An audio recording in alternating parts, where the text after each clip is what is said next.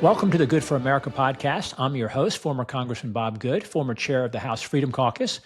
The title of today's podcast is Fiscal Politics, the Schumer Shutdown. Please remember to subscribe to the podcast, to rate the show, refer it to your friends, and follow me on social media at Rep Bob Good. Fiscal Politics, the Schumer Shutdown. We're in the midst of the first government shutdown since 2019. Of course, it's not really a shutdown, but more of a temporary pause in non-essential federal government operations. And since most of what the federal government does is in direct contradiction, if not outright violation of the Constitution, we should welcome, perhaps even enjoy, the pause if it's only temporary. Since most of what the federal government does to us, while pretending to do things for us, is bad, less is truly more, and we should welcome, or at least shrug off, a government shutdown.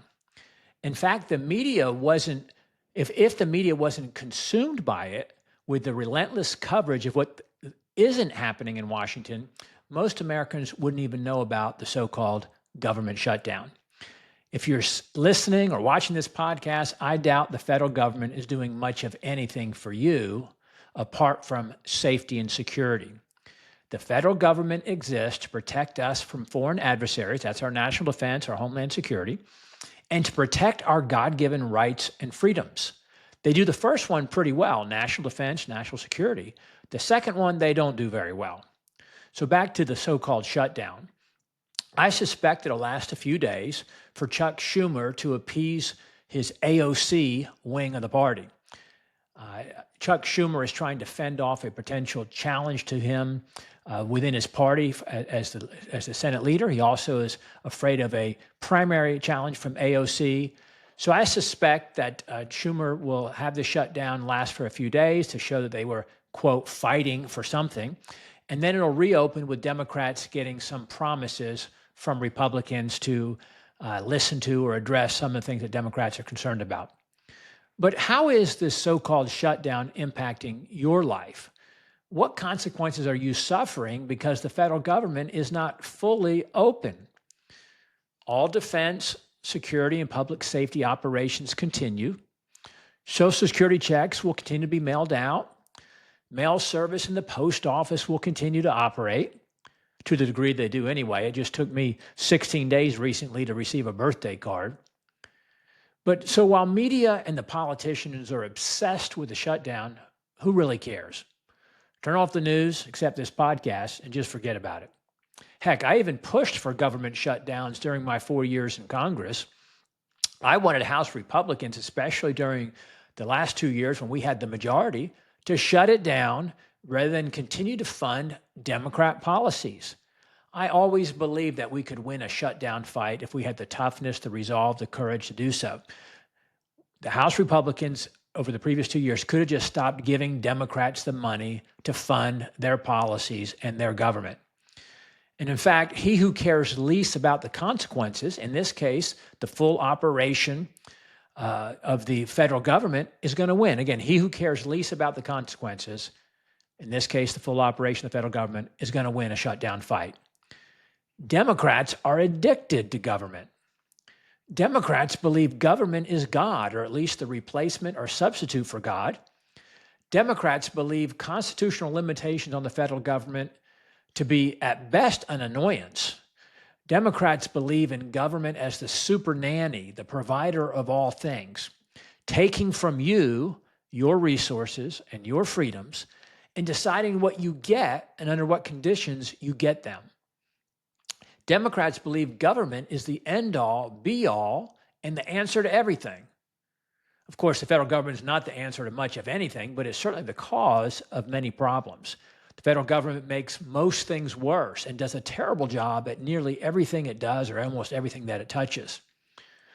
So again, Republicans should be able to win a shutdown fight. So what's going on with this particular or latest so-called government shutdown, which again isn't really a shutdown? So House Republicans passed yet another CR, or continuing resolution, last month in September. And this was after the one that was passed in March. And so this is the second CR this year second continuing resolution, extending Democrat policies and spending levels. So Republicans get full control of government in January. They got the White House, the Senate, and the House. And what they've done is pass 2 consecutive CRs, one in March and one in September, extending and continuing Democrat policies and spending levels from when Democrats had full control of government the first 2 years of the Biden administration. So when Democrats under Biden, Pelosi, and Schumer had full control of government and went radically left with their policies and spending levels in the first 2 years of the Biden administration, then Republicans continued those with 2 years of CRs when Republicans had the House. Now Republicans are continuing it when they have full control of government. The CRs are essentially copying and pasting Biden's budget and continuing it. In spite of all Republicans, or most Republicans at least, voting against these spending levels when the Democrats had full control of government. So this exposes the Democrat hypocrisy or the pure partisan political nature of their resistance or the Schumer shutdown. After passing multiple CRs over the past 2 years, when Republicans had the House, Republicans again are continuing now to maintain the Biden, Pelosi, Schumer budget. And Democrats, this should be a Democrat dream. But again, the loudest, most radical elements of the Democrat base are demanding more. The AOC wing is pushing Schumer. They hate Trump so much, they want Democrats to fight him and shut down his government. But it is incredibly frustrating and disappointing to me, and it should be to you, to see Republicans continuing to do CRs, keeping in place, again, Democrat budget, Democrat spending levels, Democrat policies that are bankrupting our country. And especially this latest one, the one that they passed in September, goes until November 21, the eve of Thanksgiving, when members of Congress will be eager to get home, to get back with their families, to leave Washington, which will put greater pressure on them. The calendar will put greater pressure on members of Congress to do the wrong thing and to pass another bad spending bill before this one expires on November 21. Of course, this one has to pass the Senate still with Chuck Schumer. But the November 21 outcome, once we get through this shutdown, which I think only lasts a few days, and the Senate passes the CR that the House has already passed, that it funds the government to November 21.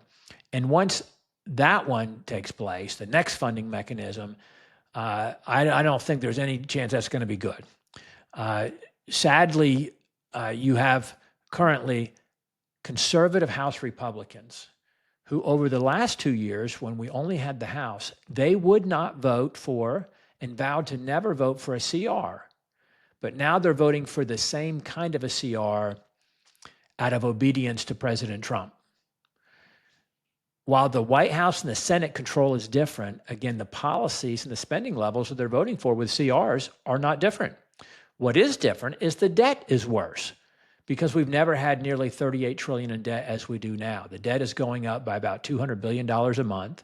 So it's it's trillions of dollars worse than it was when Republicans, conservative Republicans, and myself included, were refusing to vote for Democrat CRs. Why would they be voting for Democrat CRs now when Republicans have full control of government? So the impact of the CRs right now is even worse, and it's a massive failure of duty by Republicans. And again, Republicans, these are the same Republicans who oppose these budgets, these policies, these spending levels when Democrats passed them, when they had full control of government the first 2 years of the Biden administration, or when Republicans had the House the last 2 years. All Republicans voting for these last 2 CRs and the inevitable one that's going to come in November should face primaries from the right. They ought to be challenged for worsening the fiscal situation, growing the debt.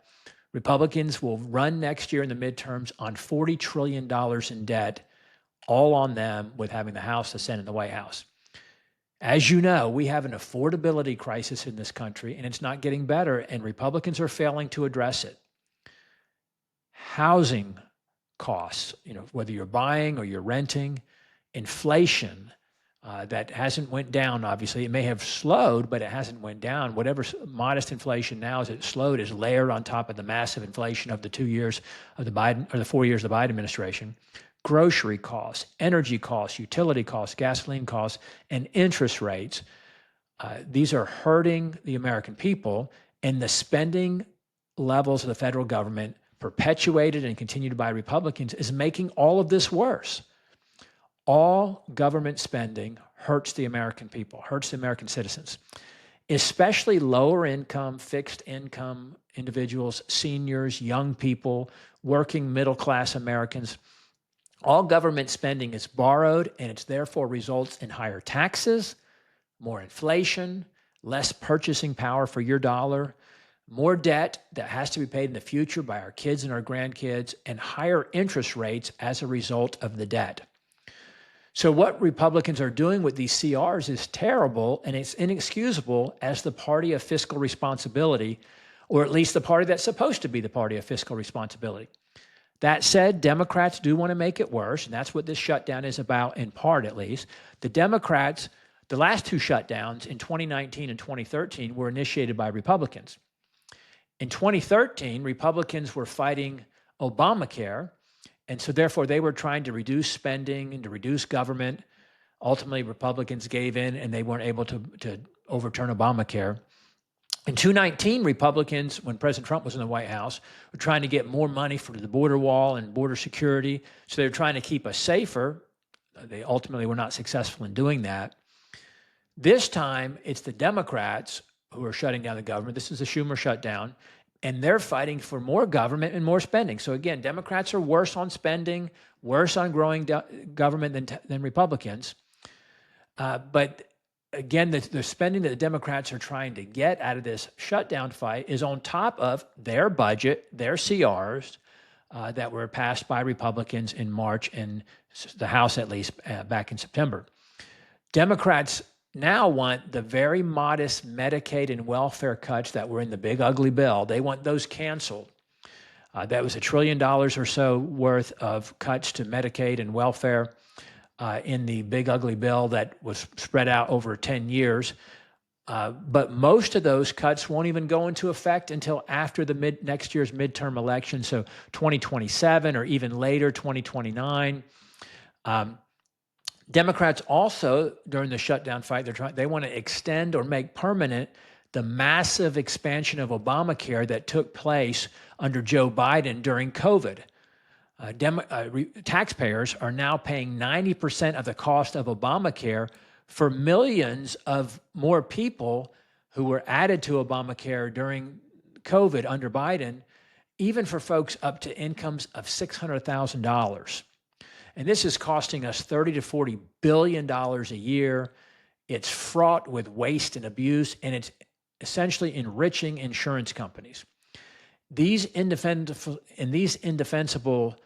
increased subsidies of Obamacare that took place under Biden, they don't expire until December 31. So there's no urgency to extend them now during this current effort to fund the government. That said, I fear, I suspect, I predict that Republicans will ultimately extend these. I think President Trump and weak liberal Republicans in the Congress will recognize that they're popular with the folks who have these subsidies, and they'll be afraid of suffering in the midterms. But the bottom line is we don't have the money. This is growing our $2 trillion deficit. It's making our fiscal crisis worse. And the federal government shouldn't be in the insurance or welfare business anyway. Let me say that again. Most Republicans don't really believe this based on their actions, but the federal government shouldn't be in the insurance or welfare business anyway. James Madison, who was the first congressman from Virginia's 5th District, the district that I had the privilege of representing, and our 4th president, one of our best presidents in my view, he said once that charity is no part of the legislative duty of the government. Let me read that quote again. James Madison said, charity is no part of the legislative duty of the government. So he was saying it's not the government's job to provide charity. Oh gosh, have we gotten so far away from that today? He also said, James Madison said, I cannot undertake to lay my finger on that article of the Constitution which granted a right to Congress of expending on objects of benevolence the money of their constituents. He said there's no part of the Constitution which gives Congress the right to spend their citizens' money on benevolence, on charity, on providing for people. Too many Republicans don't accept this, and they want to do what's popular or what will help their reelection. That is populism instead of conservatism, and it's not sustainable. It's causing all of the harm that we're suffering from a fiscal standpoint. Alexander Fraser Tytler, 200 years ago, said, "A democracy cannot exist as a permanent form of government. It can only exist until the voters discover that they can vote themselves largesse from the public treasury. From that moment on, the majority always votes for the candidate promising the most benefits from the public treasury, with the result that a democracy always collapses over loose fiscal policy, always followed by a dictatorship. The average age of the world's greatest civilizations has been 200 years. These nations have progressed through this sequence from bondage to spiritual faith, from spiritual faith to great courage, from courage to liberty, from liberty to abundance, from abundance to selfishness, from selfishness to apathy, from apathy to dependence, from dependence back into bondage." So about 200 years ago, again, this famous philosopher, Alexander Fraser Tytler, said that democracy cannot exist because it can only exist until the people recognize that they can vote themselves money from the federal government, and then they just vote for the candidate who gives them the most benefits or most provides for them most from the government, and then that collapses that government. He listed 8 stages, and I would suggest we're in the 6th to 8th stages today. He said the first stage was bondage to spiritual faith. I would suggest that was from the country when the first folks got to this country in the 1600s and up through the pre-revolutionary period, from bondage to spiritual faith. The second phase was spiritual faith to great courage. I would suggest that was in the 1760s and 1770s when patriots were beginning to risk the oppression by the British Crown.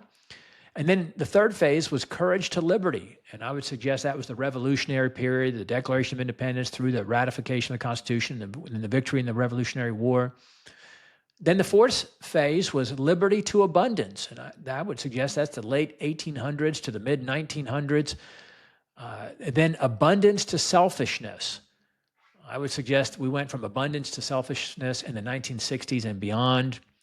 And then I think today we're in these stages of stage 6 to stage 8, stage 6 being selfishness to apathy, stage 7, apathy to dependence, stage 8, dependence back into bondage. So what should Republicans do to reverse this? What should Republicans do during this shutdown fight? They should do as Trump and his budget director, Russ Vought, have threatened. Use it to massively cut spending and reduce the federal workforce.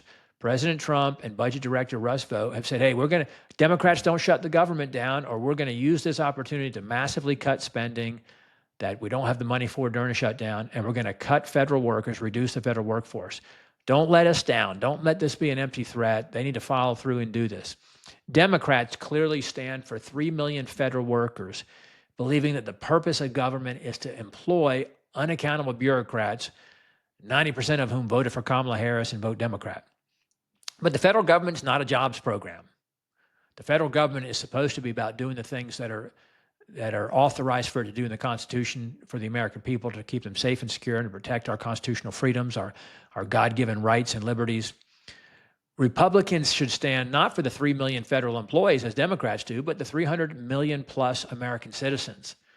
Republicans shouldn't provide back pay for these vacationed, furloughed federal employees, the non-essential federal employees who aren't going to be working during the shutdown. Republicans can bring bills to the floor in the House and the Senate to pay the military, federal law enforcement, public safety, TSA and so forth, and make Democrats join them in providing pay for them, or Democrats can vote against it if they want to. Republicans should refuse, of course, to rescind the modest cuts to Medicaid and welfare that were in the big ugly bill.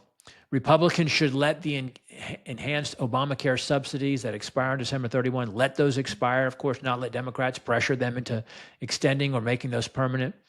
And Republicans should pass 12 appropriations bills by November 21. That gives them almost 2 months to do it, cutting spending, cutting programs, changing policy, implementing conservative policy they ran on, instead of doing another CR, another continuing resolution. CRs, omnibuses, minibuses, whichever method we're talking about, are designed to grow government and increase spending. That's why members of Congress on both sides, Republicans and Democrats, do those instead of passing 12 appropriation bills. The CRs and minibuses and omnibuses are designed to prevent transparency and accountability. They're designed to force up or down votes on bills that are thousands of pages long that fund the entirety of government, and then to put members of Congress under pressure to say, you have to vote for this entire package or you're going to be responsible for shutting down the government, or if you're a Republican, derailing the Trump agenda. These are designed to prevent members of Congress from being able to read the bills, to amend the bills or change them, take things out, put things in, or to be able to cut the spending for a specific one of the 12 bills or one of the 12 departments or agencies. The Cato Institute recently said there's over 2,600 federal benefits and subsidy programs included in the federal budget. Over 2,600 federal benefit and subsidy programs included in the federal budget, in the CR that was just passed by Republicans, the Democrat CR from the Biden days that Republicans in the House at least passed back in September, and that's waiting passage in the Senate, which is called the government shutdown. Over 400 of these are for just two departments. In other words, Health and Human Services, HHS, which they've got over 400 that are welfare and healthcare programs. And then Department of Agriculture has over 400. And those are farm subsidy programs, as well as food stamps and free school lunches and things like that. We as the voters, we as the citizens, cannot let Republicans continue down this road doing CRs, massive spending bills that keep in place policies and spending levels that Republicans campaigned against. We can't let them do that again on November 21. We can't let them keep the Biden Democrat budget in place, much less make it worse by doing what Democrats want, adding earmarks, other spending increases, rescinding the cuts that were in the big bill, or extending or making permanent the subsidies for the expanded subsidies for Obamacare. It's our job to keep the republic. The founders entrusted this country, this republic, to us. And again, they knew this was dependent on us being a moral and religious people, an educated and informed people, an engaged and participating people. We cannot let America suffer the predicted fate of Alexander Fraser Tytler, as we quoted him earlier in the broadcast. So let's hold our elected officials accountable. Let's hold Republicans accountable to do what Republicans say that they will do, which is cut spending, shrink government. Let's keep the republic. Remember to subscribe to the show, rate the show, refer it to your friends, follow me on social media @RepBobGood.